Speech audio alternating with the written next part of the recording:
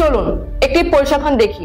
গত 41তম ও 43তম বিসিএস এ ঢাবির তুলনায় শতকরা হিসেবে 3 গুণেরও অধিক ক্যাডার সুপারিশ প্রাপ্ত হয় বাংলাদেশ কৃষি বিশ্ববিদ্যালয় থেকে। আজকে আমরা আলোচনা করব ঢাকা বিশ্ববিদ্যালয় থেকে বাংলাদেশ কৃষি বিশ্ববিদ্যালয় কেন এগিয়ে।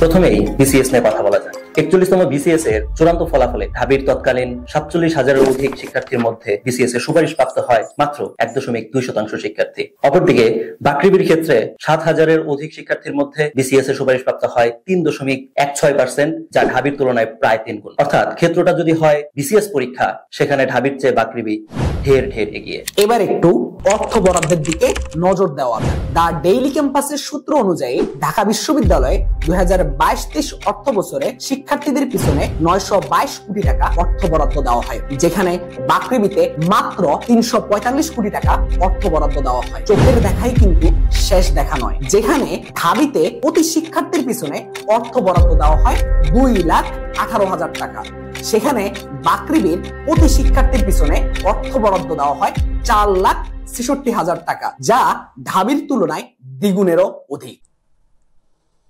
তোমাদের জন্য আমরা নিয়ে আসছি মেসনের সবচেয়ে জনপ্রিয় কোর্স কৃষিগুচ্ছ প্লাস ভার্সিটি পূর্ণাঙ্গ কোর্স 3.0।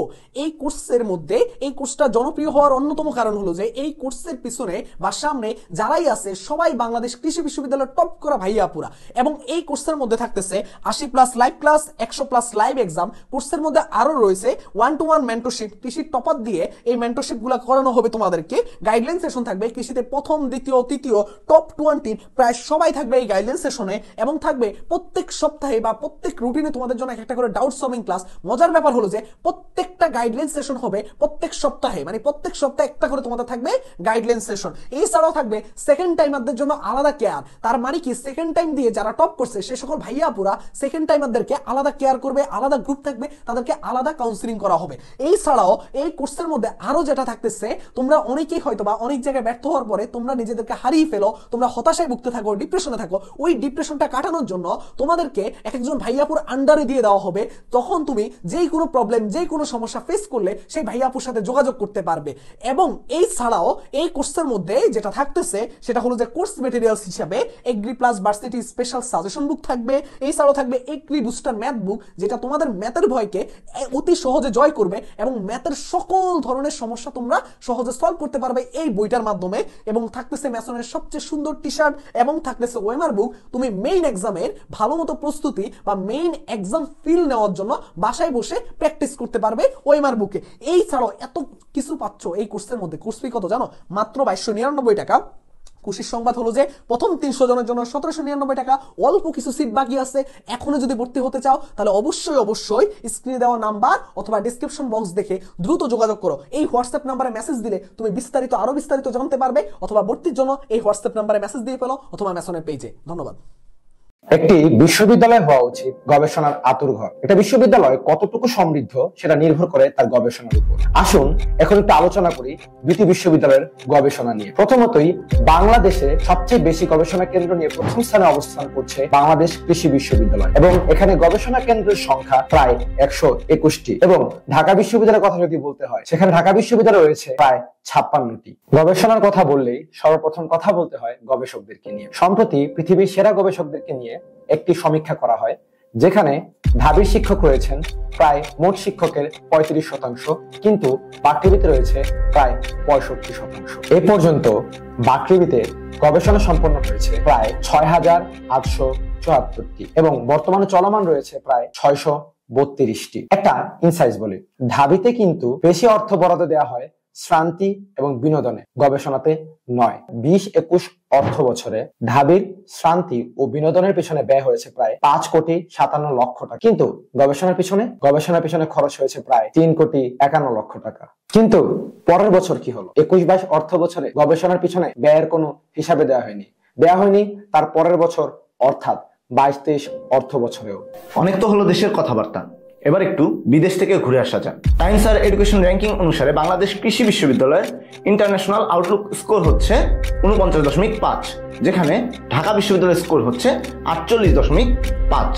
সুতরাং আন্তর্জাতিক দৃষ্টিকোণ থেকেও সবাই বাংলাদেশ কৃষি বিশ্ববিদ্যালয়কেই বেশি প্রাধান্য দিয়ে থাকে। এছাড়াও লাইফ সায়েন্স রিসার্চ কোয়ালিটির উপর ভিত্তি করে বাংলাদেশ কৃষি বিশ্ববিদ্যালয়ের স্কোর হচ্ছে 43.1, যেখানে ঢাকা বিশ্ববিদ্যালয়ের স্কোর হচ্ছে 42.3। বলে রাখা ভালো, বাংলাদেশ কৃষি বিশ্ববিদ্যালয় হচ্ছে আয়তনের দিক থেকে দেশের দ্বিতীয় বৃহত্তম বিশ্ববিদ্যালয়, যার আয়তন 1261 একর, কিন্তু ঢাকা বিশ্ববিদ্যালয়ের আয়তন হচ্ছে মাত্র 258 একর। বুঝতে পারছেন সংখ্যাটার পার্থক্য কত বেশি।